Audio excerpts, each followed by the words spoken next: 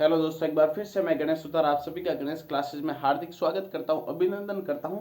काफ़ी लंबे समय से काफ़ी दोस्तों का सवाल आ रहा था कि सर बीएसटीसी काउंसलिंग के बारे में बताइए, कौन सी कॉलेज हम लें। हम दुविधा में है कि डाइट कॉलेज लें या कोई प्राइवेट कॉलेज लें।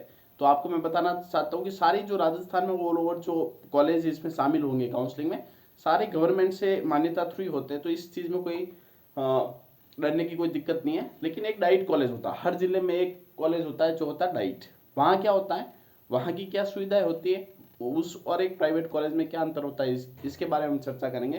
क्योंकि काफ़ी साथियों का यही क्वेश्चन था, यही सवाल था। देखिए दोस्तों, कौन सा भी कॉलेज कॉलेज सारे अच्छे होते हैं, वहाँ आपको पढ़ना ही होता है। लेकिन कुछ विशेषताओं के बारे में हम चर्चा करेंगे।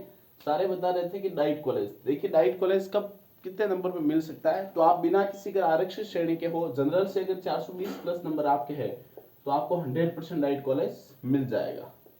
मेरे ख्याल से जनरल से बिना किसी अगर आरक्षित श्रेणी के हो, आरक्षित ये मैं जनरल की बात कर रहा हूँ। कैटेगरी वाइज और भी नंबर आप कम कम कर सकते हो, ठीक है ना। 420 मतलब 420 के आसपास है तो आपको 100% जनरल कैटेगरी से, बिना किसी आरक्षित श्रेणी की कैटेगरी से आपको डाइट कॉलेज आराम से मिल जाएगा। अब डाइट कॉलेज की विशेषता बताते हैं। हर जिले में एक डाइट कॉलेज होता है। देखिए डाइट कॉलेज की खास विशेषताएं यहाँ की ये है कि वहाँ पूरे ऑल ओवर राजस्थान से सबसे जो क्रीम बच्चे होते हैं ना, सबसे अधिक मार्क्स वाले बच्चे कहाँ जमा होते हैं, डाइट कॉलेज में जमा होते हैं। डाइट कॉलेज में ही वो आते हैं।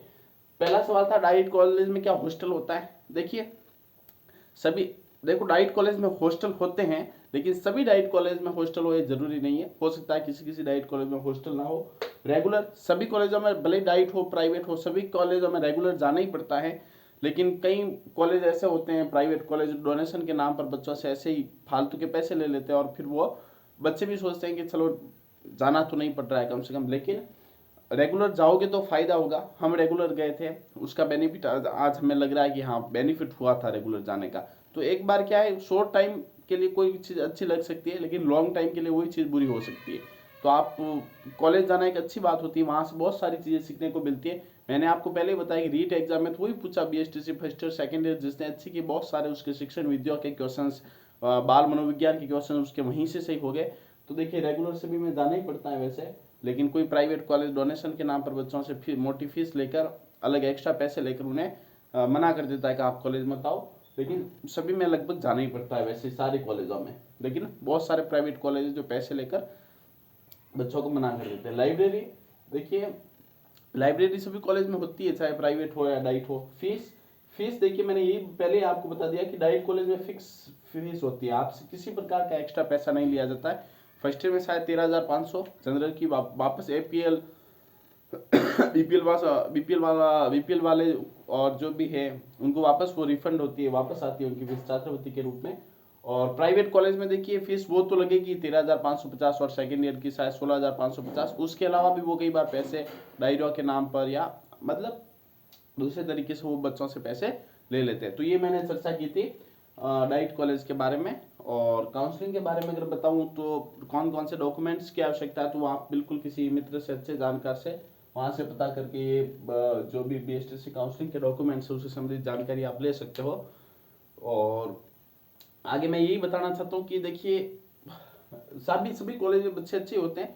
डाइट में जो राजस्थान के लगभग बीएसटी सबसे ज्यादा मार्क्स आए होते हैं, नंबर आए हुए होते हैं, वो लगभग डाइट्स में ही जमा होते हैं। और व्यक्ति के मतलब जीवन में एक अनुशासन का महत्वपूर्ण योगदान होता है, ठीक है ना।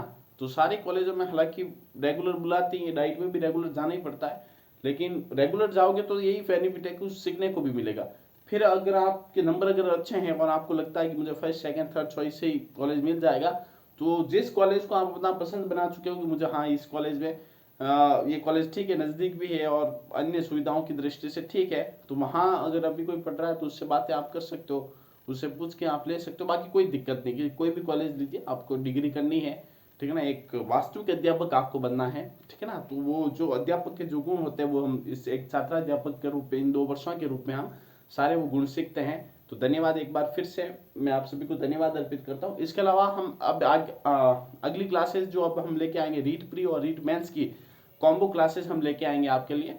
शॉर्ट में बहुत सारी हम जानकारी आपको देंगे। तो आप अपने तमाम दोस्तों को इस क्लास को शेयर करिएगा। धन्यवाद।